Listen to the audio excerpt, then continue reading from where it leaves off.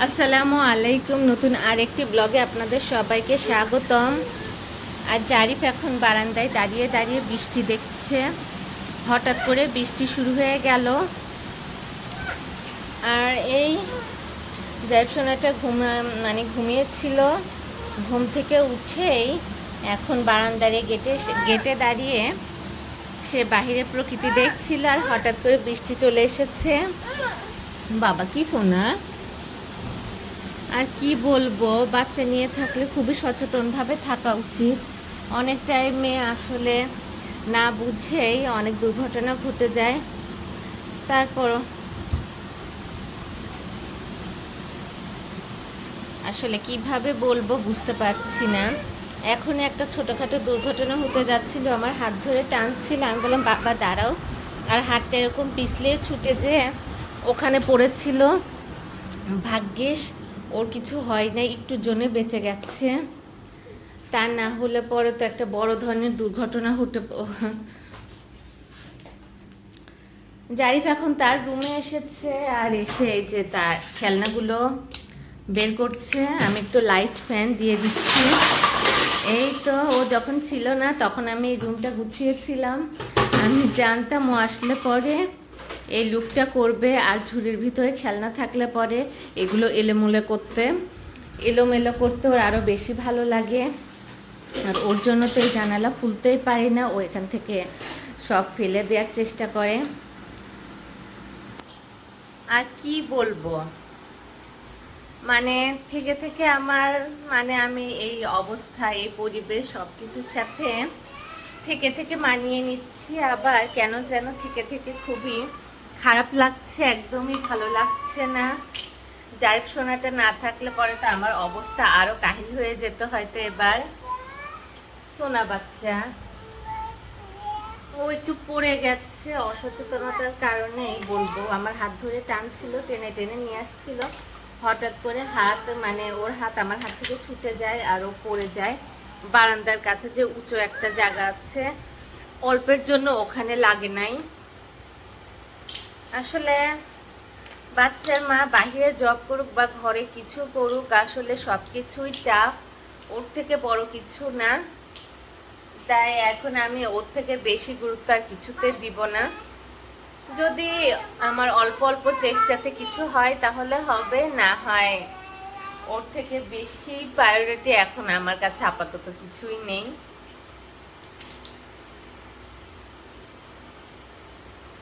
আসলে আর সারাদিনই এই ভালো লাগছে এই খারাপ লাগছে, তাই কি বলবো আসলে আমি বুঝতে পারছি না।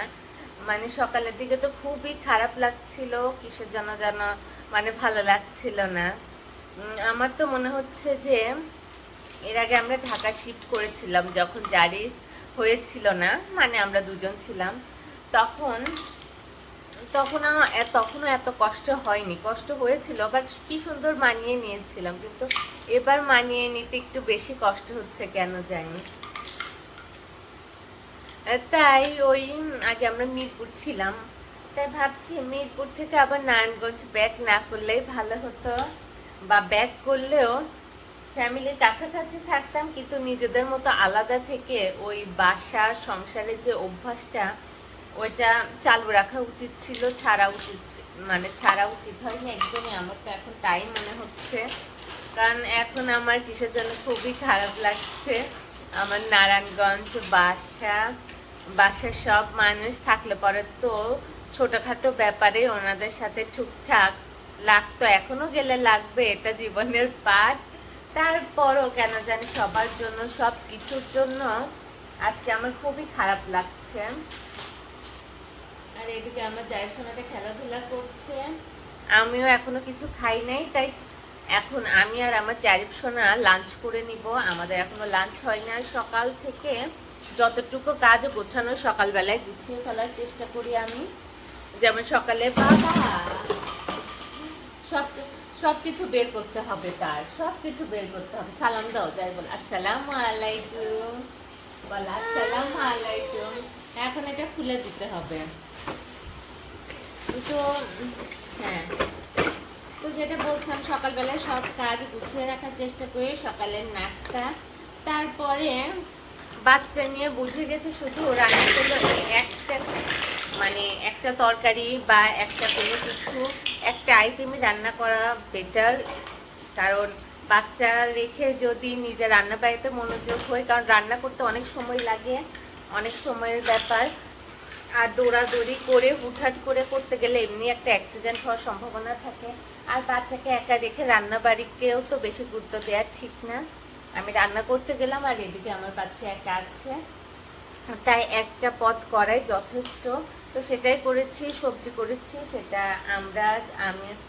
আমি শোভন অ্যান্ড হচ্ছে আমাদের জারিফ, আমরা তিনজনই সবজি খেতে পারবো। এর সাথে কিছু লাগলে পরে ডিম আছে, মাছ ভেজে নেব, বা ফ্রিজে মাংস রান্না আছে, হয়ে যাবে বিন্দাস আলহামদুলিল্লাহ। এর থেকে বেশি কিছু আর করার দরকার নাই।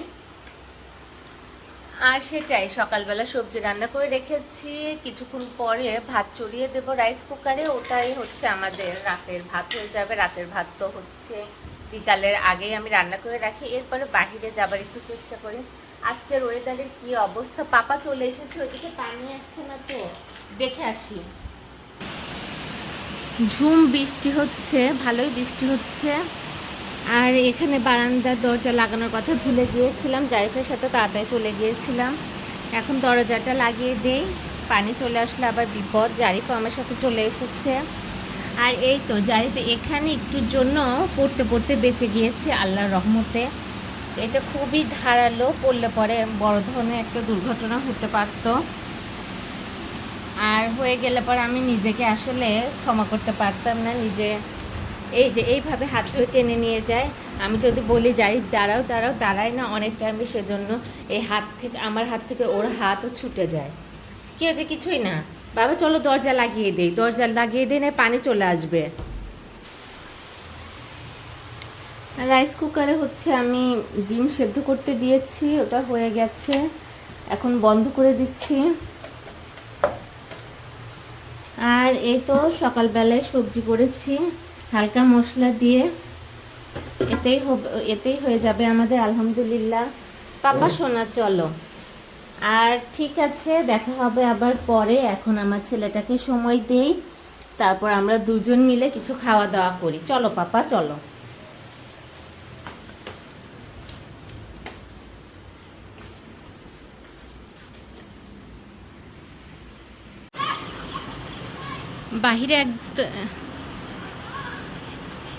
বাহিরে এখন একদম পরিষ্কার। আর এইদিকে আমরা রেডি হয়ে নিয়েছি, এখন একটু বের হব। এদিকে আমার জারিফ সোনা, সে তার মায়ের জন্য অপেক্ষা করছে কখন তার মা রেডি হয়ে তাকে নিয়ে বের হবে। আর এখন এই বাহিরে বের হওয়াটা শুধু মানে জারিফের তো এখনো নেশা হয়নি, জারিফ হচ্ছে বোঝে না এটা। বলতে গেলে এখন শুধু বাহিরে হওয়া মানে বাহিরে বের হওয়াটা শুধু বের হওয়া না, এটা এখন আমার একটা নেশায় পরিণত হয়েছে আমার মনে হচ্ছে। কারণ সারা দিন আমার মনে হয় যে আমি এই বিকেল একটু বের হওয়ার জন্য অপেক্ষা করি। সবাই তো টেনশনে ছিল যে আম্মু এসেছিল, সেজন্যই আমি বের হচ্ছিলাম, এরপর আম্মু চলে গেলে হয়তো আমি বের হব না। কিন্তু সারাদিন বাসায় থাকার পর আমারই এখন একটু বের হতে ইচ্ছে করে, সেজন্য জারিফকে নিয়ে এখন একটু বের হই।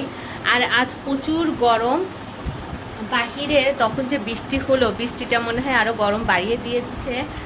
আর যখন ব্লগটা রেখেছিলাম এরপরে আমরা দুজন লাঞ্চ করে নিয়েছি, এরপরে আম্মুর সাথে কথা বলেছি, আপুর সাথে কথা বলেছি, আমার বান্ধবীর সাথে কথা বলেছি, যার সাথে মানে হচ্ছে আমার টাইম মিলছিলই না। আমি যখন ফোন করি তখন ওকে পাই না, ও যখন আমাকে ফোন করে তখন আমি বিজি হয়ে যাই। তাই আজকে কথা হলো, তখন কথায় কথায় বললাম যে ভালো লাগছে না, কেমন লাগছে, যত তাড়াতাড়ি মানে এই নতুন পরিবেশ সব কিছুতে যত তাড়াতাড়ি আমি মন লাগাতে পারবো ততই আমার জন্য ভালো। তখন ও বলল হ্যাঁ একটু সময় লাগবে, যখন সংসারের প্রতি তোর মায়া চলে আসবে তখন সংসার ছেড়েই তুই কোথাও আসতে চাবি না। তো তখন আমি বললাম এই সংসার নেশাটাই যেন আমার তাড়াতাড়ি লেগে যায়, আমি চাই এই সংসার নেশাটা আমাকে যাতে তাড়াতাড়ি ধরে, এতে সবাই ভালো থাকবে, সব থেকে ভালো আমি ভালো থাকবো, এই হচ্ছে ব্যাপার। তাহলে ঠিক আছে, এখন আর বাহিরে গরম আছে, তারপরও ঘরের থেকে যে সিচুয়েশন মানে বাহিরে গরম থাকলেও মানে সারাদিন বাসায় থাকার পর একটু বের হলে আমারও ভালো লাগবে, জারিফেরও ভালো লাগবে। তাহলে ব্লগটা আমি এখানেই শেষ করতে চাইছি। এরপরে তো আবার দেখা হলোই, আর না হলে এই এখানেই সমাপ্তি। তাহলে ঠিক আছে, আবার আবার আমাদের দেখা হবে অবশ্যই আমাদের নেক্সট ব্লগে। সবাই ভালো থাকবেন, সুস্থ থাকবেন। আল্লাহ হাফেজ।